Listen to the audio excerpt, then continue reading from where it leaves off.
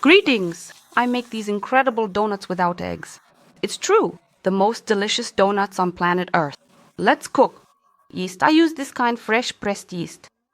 8 grams. If you use dry yeast, 4 grams. I add 45 grams of sugar. I rub the sugar together with the yeast and add 200 ml of cold milk. Ideally, the sugar should dissolve in the milk.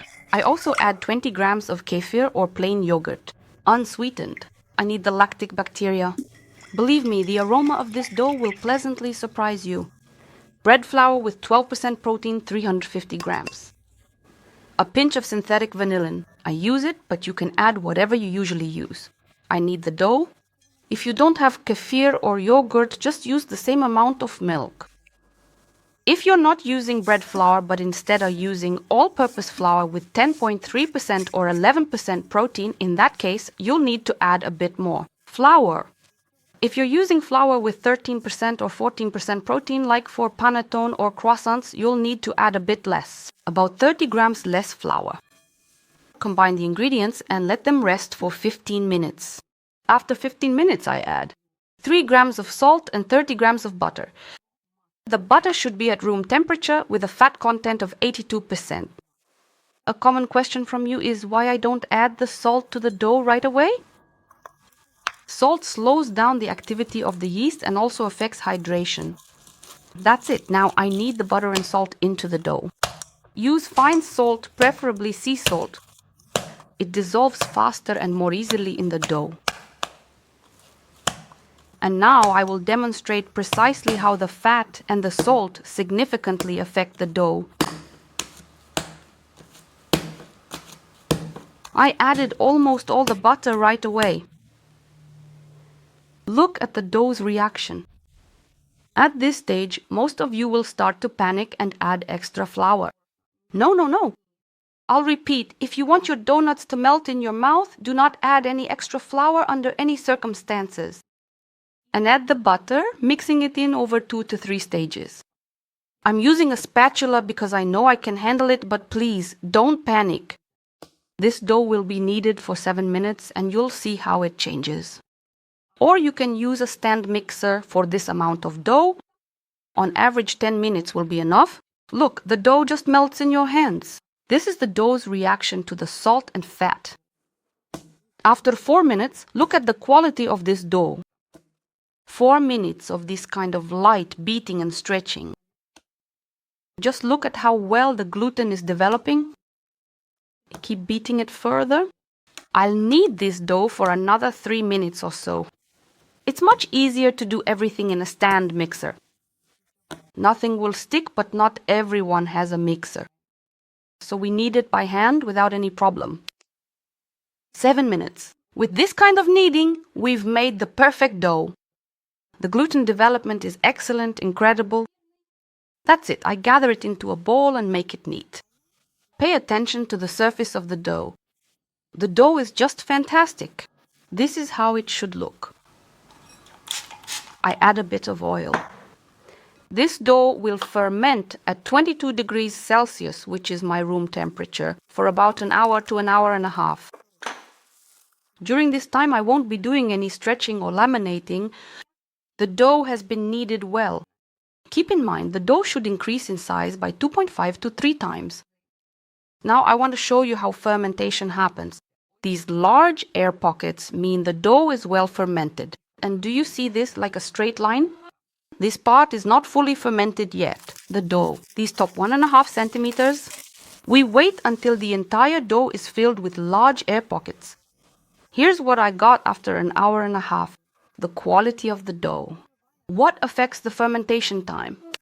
The strength of the flour has an impact. Protein content, the quality of kneading, temperature, and the amount of yeast all play a role. These are the factors that influence fermentation time. I don't do a strong degassing. With the help of some flour, I shape it a bit so I can divide it. Now this dough is for 12 equal pieces. This is pretty much the perfect amount of dough for 12 perfect donuts. So please let me show you how I make donuts. And in my opinion, this is the best option for donuts. Quick, convenient, and they turn out so nice. I remove the excess flour. I don't want to do this with oil. I don't want to add extra oil. It's better to use flour, and we'll just remove the excess flour. That's it. And we make little balls like this. This is already the shaping stage. Now we're shaping the donuts.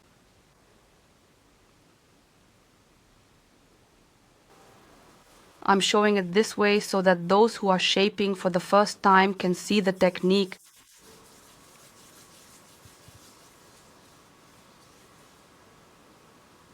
And you pull it tight.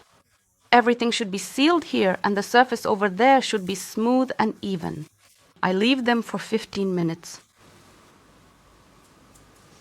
These 15 minutes are needed so that the gluten relaxes, making the dough tender and easier to work with.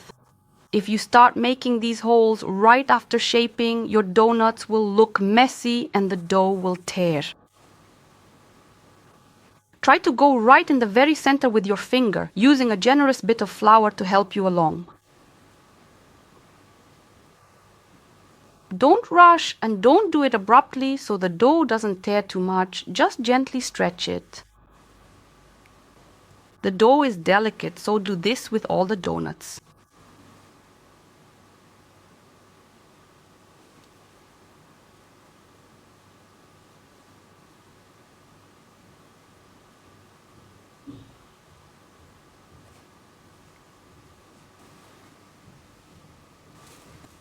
Cover them and let them rest for about 12-15 minutes. In the meantime, the oil will have time to heat up. I have a fairly large frying pan and I use about this much oil, 1.5 liters.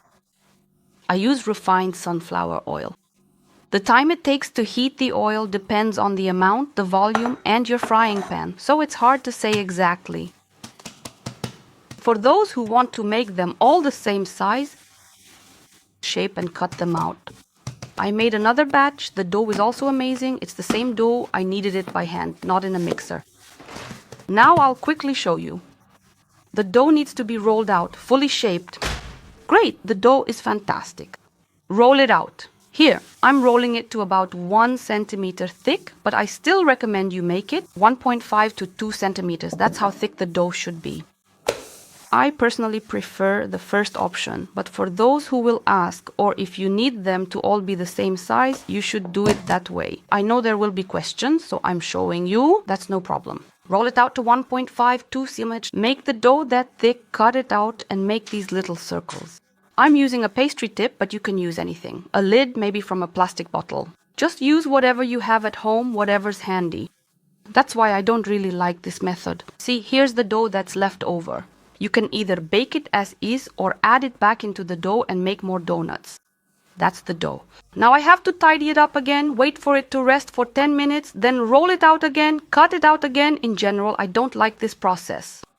Cover it and let it sit for about 20 minutes. We wait for these donuts to rise.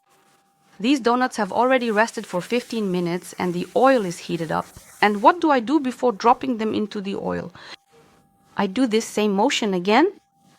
I gently stretch them again. I pull them so that during frying the hole in the middle stays open. Don't forget to shake off any excess flour. The surface where I placed them, the donuts, is already free of flour.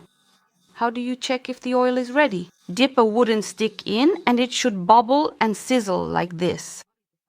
Or the oil temperature should be 175 degrees Celsius. That's it, we drop in the donuts. Since my pan is large, I'll fry 6 donuts at once. Baking time. The heat is already on here. The heat should be medium or just a bit below medium. I preheated the oil on maximum heat, but we fry the donuts on medium or slightly below medium heat. They shouldn't burn and need to be cooked through completely. Perfect. The timing is individual. You'll have to fry them, bake them, and you'll see. I don't like making them too dark. This color is ideal for me for a sugar glaze. That's important.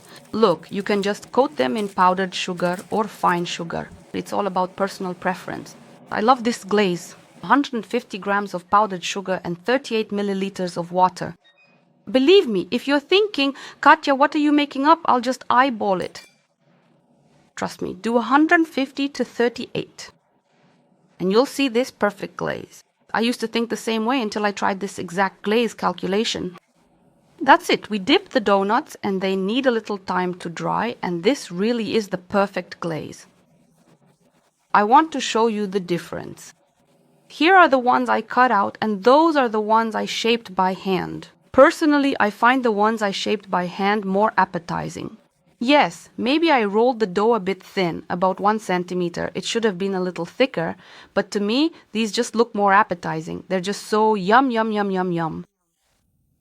I apologize in advance for this deliciousness because you'll want to eat at least 2 of these. You won't be able to stop at just 1. Let me show you these donuts right now. Look, they don't have any oil in them. There's none, they just don't absorb it.